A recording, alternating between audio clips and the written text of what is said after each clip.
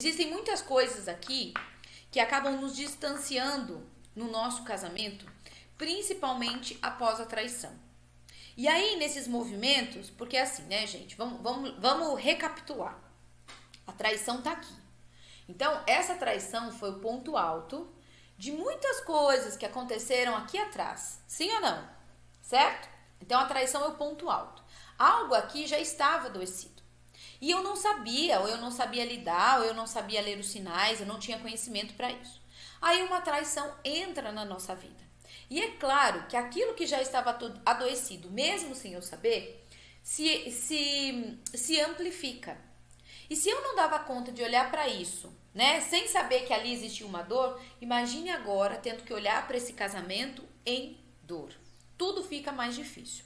E por falta desse conhecimento aqui que eu trago para vocês, a gente vai se distanciando cada vez mais. E é nesse movimento de distanciamento que as novas traições acontecem, tá? Então todo mundo fala assim, quem trai uma vez trai sempre. É verdade. Por quê? Porque se algo já estava ruim, eu não tenho conhecimento para olhar para isso. Tudo continua como está. Ou seja, mesmo a gente fazendo alguns acordos, eu não olhei para a causa raiz dessa traição. Tudo se repete. E aí, em dor, sem ter esse conhecimento de como a minha mente funciona, como a mente do meu marido funciona, eu acabo me distanciando ainda mais, porque nós dois estamos em dor, tá? Então, é importante que a gente traga esse alinhamento aqui para vocês. Qual é a diferença, gente? O que acontece? Nós confundimos muito as coisas. Tem muitas mulheres que entram para a jornada e falam assim, Paula, mas eu tinha um ótimo relacionamento com meu marido. Eu nunca esperei passar por esse movimento da traição. A gente conversava sobre tudo. A gente era muito parceiro, a gente tinha diálogo. E mesmo assim a traição aconteceu. Talvez esse seja a sua história, né? E aí eu falo o seguinte, o que acontece? Existe uma grande diferença entre aquilo que a gente fala, aquilo que a gente compreende do diálogo positivo que eu ensino para vocês. Então vamos supor assim, ó. Eu sou aquela mulher que falo sobre tudo. Falo sobre o preço do mercado, sobre a fralda da criança, sobre o colégio, sobre a lição, sobre a empregada. Eu falo sobre todos os assuntos com meu marido. A grande questão é o quanto o meu marido, com o tipo de mente dele, assimila isso, né? Porque o que acontece, gente? O diálogo ele só acontece quando um fala e o outro não escuta só. O outro compreende aquilo que foi falado.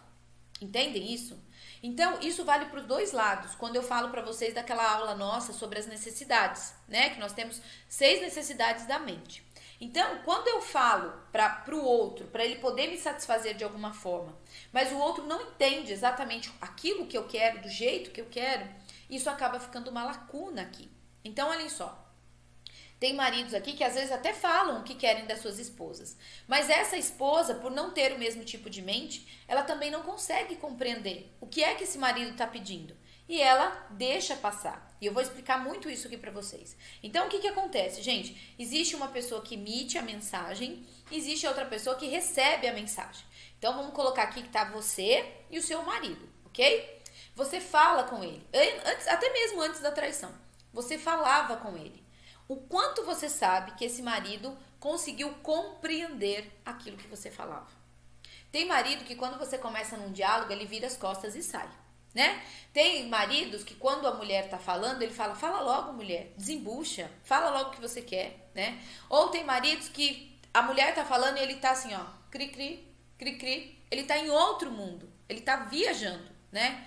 Tem aqueles outros maridos que mal deixam a mulher falar, por exemplo. Então é sobre isso que a gente vai falar hoje, sobre esses 5 tipos de mente. Então quem assistiu o episódio 2 sabe que nós temos 5 tipos de mente que pensam, sentem e agem de forma muito, mas muito diferentes, né? Então assim, existem várias situações. Os 5 tipos de mente traem, os 5 tipos de mente mentem, os 5 tipos de mente perdoam ou pedem o perdão, os 5 tipos de mente se arrependem. Todos, cada um do seu jeito, cada um por um motivo diferente. E é por isso que essa ferramenta ela é tão importante para nós, tá? Não só na nossa relação, mas para nossa vida. Vou explicar um pouquinho disso para vocês. Nós temos 5. Quem lembra aí quais são os tipos de marido? Marido mundo na lua, o marido intenso, o marido controlador, o marido caladão, o marido exigente. Cada um tem um tipo de mente diferente, que pensa, sente e se comporta de formas muito diferentes. Essa é a turma dos maridos. Hoje à noite, inclusive, vou falar mais sobre as esposas, tá?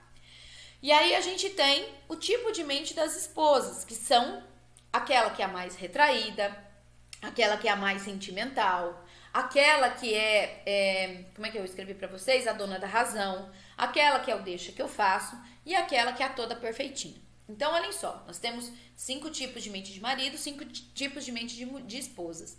E aí, gente, imagina como fica esse cruzamento, né? O marido mundo na lua com a esposa sentimental. Ou o marido exigente com a mulher, com a esposa, deixa que eu faço. Como que vai ficando esses inúmeros cruzamentos dentro das nossas relações? E é por isso que essa aula, gente, eu falo que é de utilidade pública. Porque sem saber disso que eu tô falando para vocês, aquilo que já era um problema pode se tornar algo muito maior, né? Aquilo que a gente poderia resolver, aquilo que a gente poderia olhar, acaba sendo um grande motivo de distanciamento, de separação, de dor, de mágoa, de frustração. Muitas vezes por quê? Porque o marido não corresponde do jeito que eu esperava. Porque a minha mente tem um jeito de olhar e a mente dele tem um outro jeito de olhar. Muitas mulheres me perguntam assim, Paula, por que o meu marido não pediu perdão do jeito que eu gostaria que ele pedisse? Né? Às vezes faz de uma forma muito diferente.